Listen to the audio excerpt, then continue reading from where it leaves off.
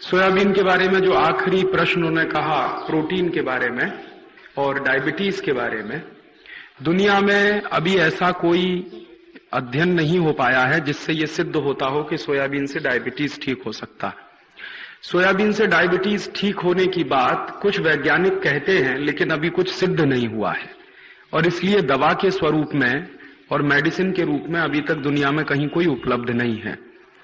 ये कल्पना जरूर ऐसी है कि सोयाबीन में जो कंपोजिशन है शक्कर का, जो शुगर का कंपोजिशन है, जो फ्रक्टोज है, उसमें ग्लूकोज है, फिर प्रोटीन है, फिर कुछ और भी चीजें, फैट भी है उसमें थोड़ा सा, कार्बोहाइड्रेट भी थोड़ा सा है। तो ऐसा माना जाता है कि उसका जो कंपोजिशन है, उस कंपोजिशन से शायद डायबिटीज की बीमारी को कंट्रोल करने में मदद मिलती हो, लेकिन अभी ऐसी कोई सिद्धि प्राप्त नहीं हुई है, ना भारत के वैज्ञानिकों को, ना दूसरे देशों के वैज्ञानिकों को। ये चर्चा चल रही है, पुस्तकों में चर्चा है, पत्रिकाओं में चर्चा है, अखबारों में चर्चा है, लेकिन सिद्ध नहीं हो पाया है। और प्रोटीन के बारे में तो सिद्ध हो चुका है। सोयाबीन द्वारा जो प्रोटीन मिलता है, वो किसी जानवर को मिले या किसी व्यक्ति को मिले, वो प्रोटीन बहुत ही जटिल होता है। और जटिल प्रोटीन जो होता है, माने बहुत कॉम्प्लेक्स है वो प्रोटीन, और वो जल्दी से पचता नहीं है।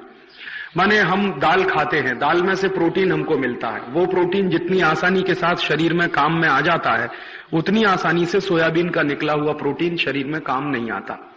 बल्कि सोयाबीन का निकला हुआ प्रोटीन एक तरह से शरीर में स्टोरेज के रूप में इकट्ठा हो जाता है। जैसे हम कोई चीज स्टोर भंडार करके रख लें, वैसे एक भंडार जैसा बन जाता है, उसका उपयोग नहीं हो पाता शरीर की ऊर्जा के लिए। इसलिए वैज्ञानिकों का ऐसा मानना है कि सोयाबीन का जो प्रोटीन है बहुत संश्लेषित है, बहुत जटिल है, बहुत मुश्किल है। इसलिए दुनिया भर में सोयाबीन खाने की बात कहीं नहीं कही जाती। अमेरिका में लोग कभी भी सोयाबीन नहीं खाते, यूरोप में कभी भी लोग सोयाबीन नहीं खाते। मैंने आपको कल उदाहरण दिया था कि यूरोप में सोयाबीन खाया जाता है, सिर्फ जानवरों को खिलाया जाता है, और खासकर जानवरों में भी गाय को कभी नहीं खिलाया जाता, क्योंकि गाय को तकलीफ होती है सोयाबीन खाके। यूरोप में सोयाबीन सिर्फ खिलाया जाता है डूकरों को, सुअरों को।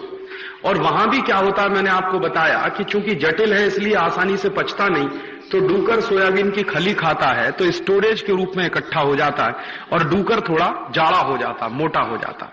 और वो इसलिए डूकर को खिलाते हैं क्योंकि डूकर का मांस उन्हें खाना। तो सोयाबीन खाया हुआ डूकर थोड़ा जाड़ा हो जाता है, मोटा ज्यादा हो जाता है, इसलिए मांस ज्यादा मिलता है, इसलिए डूकरों को सोयाबीन खिलाने की परंपरा है। और वो भी सब देशों में नहीं है, सिर्फ हॉलैंड में है। मैं हॉलैंड जा चुका हूं और मैंने वहां पर देखा है कि उससे जो है दूसरे तरह की प्रॉब्लम भी हो रही है। जैसे वहां पर एक बड़ी प्रॉब्लम अभी शुरू हो गई है कि डूकर का मांस जो खाया किसी ने और वो सोयाबीन खाया हुआ डूकर है, तो उन लोगों को पेट की बीमारियां बहुत होती है।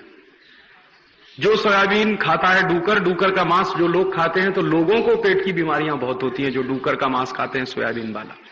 इसलिए पूरे हॉलैंड में सोयाबीन का बहिष्कार कर दिया है। वहां कोई किसान सोयाबीन नहीं करता, यूरोप में भी कोई किसान सोयाबीन नहीं करता। भारत में हॉलैंड की एक कंपनी आई थी, उस कंपनी का नाम है सीजवान वीवी। तो सीजवान वीवी कंपनी आई थी सोयाबीन का बीज लेकर सबसे पहले, और मध्य प्रदेश में उस समय जब सरकार चलती थी, आज से ये करीब 15-20 साल पहले की बात है, तो मध्य प्रदेश सरकार को वो बीज मुफ्त में दिया गया था और कहा गया था कि आप अपने किसानों को अगर ये बीज बांटें तो हम आपके पैदा किए हुए सोयाबीन को पूरा खरीद लेंगे और आपको विदेशी मुद्रा मिलेगी। तो इस लालच में मध्य प्रदेश सरकार ने सोयाबीन का बीज बांटना शुरू किया ब्लॉक डेवलपमेंट ऑफिसर्स के माध्यम से। पहले मध्य प्रदेश में फैला सोयाबीन, अभी फैलते फैलते महाराष्ट्र में आ गया, थोड़ा गुजरात में भी चला गया, उत्तर प्रदेश में भी चला गया है। लेकिन अब करते करते खेती इस नतीजे पर पहुंचे हैं कि कुछ उसमें से फल नहीं निकलता। एक बात जो आपने कही कि सोयाबीन की खेती के बाद कपास की फसल बहुत अच्छी होती है, तो ये बात तो किसी दूसरी फसल पे भी सच है। आप कोई भी दलहन की खेती करें, कोई भी दाल करें, तुअर की करें, उड़द की करें, मूंग की करें, उसके बाद कपास लगाएंगे, हमेशा अच्छा होगा। कपास की फसल का अच्छे होने का एक छोटा सा सिद्धांत है कि जिस खेत में प्रोटीन ज्यादा देने वाली कोई भी अनाज पैदा की गई हो, अनाज की फसल ली गई हो, उसमें उसके बाद कपास लगाएंगे, हमेशा अच्छा होगा। और इसी तरह से एक और दूसरी छोटी सी बात है कि तुअर की दाल लगा दीजिए किसी खेत में, उसके बाद गेहूं लगाइए, गेहूं हमेशा उसमें अच्छा होगा। तो जो भी दाल है, दाल की फसल लेने के बाद अगर आप गेहूं लेंगे उसमें तो बहुत अच्छा होगा। और ऐसे ही कपास की फसल अच्छी लेनी है तो पहले उस खेत में अगर दाल लगा देंगे आप, तो दाल के बाद कपास लगाएंगे तो हमेशा, कोई भी दाल लगाइए, मूंग की लगा दीजिए, उड़द की लगा दीजिए, तुअर की लगा दीजिए, किसी भी किस्म की दाल लगा दीजिए जिसमें प्रोटीन की मात्रा ज्यादा होती हो, तो हमेशा कपास की फसल अच्छी होगी। सिर्फ सोयाबीन से कपास की फसल अच्छी होती है, इससे भी ज्यादा सच ये है कि किसी भी तरह की दाल की फसल आप लगाएं तो उसके बाद कपास की फसल निश्चित रूप से बहुत अच्छी होती है। और ये जो फसल चक्र का एक सिद्धांत है, और शायद इस देश में सभी किसान जानते थे आज से 200-300 साल पहले तक, लेकिन ये जो परदेशियत आ गई, विदेशीकरण हो गया हमारी खेती का, तो वो फसल चक्र का जो हमारे ज्ञान थे वो खत्म हो गए, टूट गए धीरे धीरे। तो गांव के जो बुजुर्ग हैं, जो पुराने लोग हैं, ये ज्ञान किसी किताब में नहीं मिलेगा। जो गांव के पुराने बुजुर्ग हैं जिन्होंने पुरानी खेती की है, उनसे मिलेगा कि आप क्या करते थे अपने जमाने में, क्योंकि किताबें इस पर ज्यादा लिखी हुई नहीं है, ज्यादा इस पर प्रकाशित साहित्य नहीं है। जो साइंटिस्ट लिखते हैं, जो किताबें बनाते हैं, वो भी एजम्पशंस के आधार पर हैं, अनुमानों के आधार पर है। तो उसका ज्यादा वैज्ञानिक और तथ्यपूर्ण जानकारी सीधे गांव में ही मिल सकती है। तो मेरा एक छोटा सा निवेदन है, अगर आप लोग कर सकें, इसी में मुझे याद आ गया कि हर गांव में इस तरह की फसल की जो व्यवस्था होती रही पिछले कई वर्षों से, उसके बारे में कुछ लिखित काम शुरू कर दिया जाए। जैसे मुझे दिगरस गांव में, दिगरस गांव में 10 तरह की फसलें होती हैं या 50 तरह की फसलें होती हैं। तो पिछले 50 साल में इनमें क्या बदलाव आया है? 50 साल पहले ये फसलें किस तरह की, 50 साल के बाद किस तरह की फसलों का प्रतिनिधित्व ज्यादा हो गया है, किस तरह की फसलों का परसेंटेज बढ़ गया है।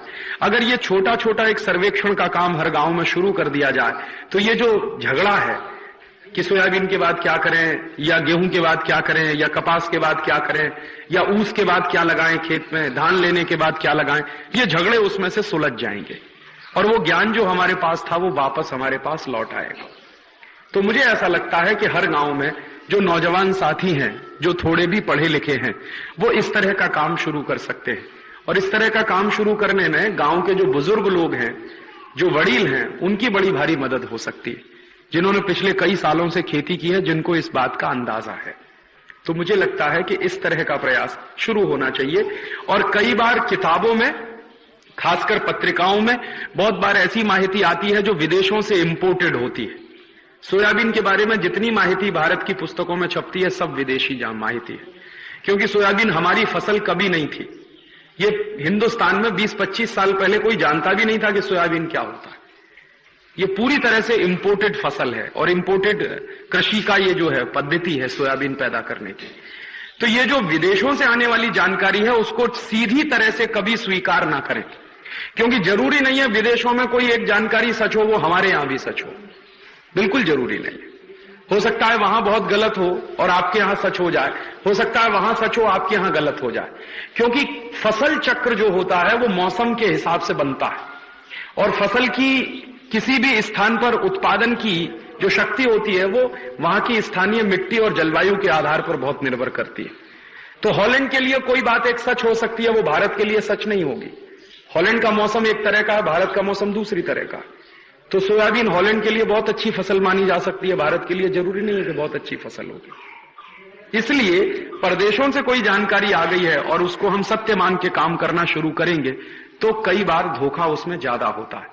उसको अपने विवेक से परखें और अपनी बुद्धि से उसका टेस्ट करें और उसके बाद उसको समझने की कोशिश करें और तब उसको फॉलो करें।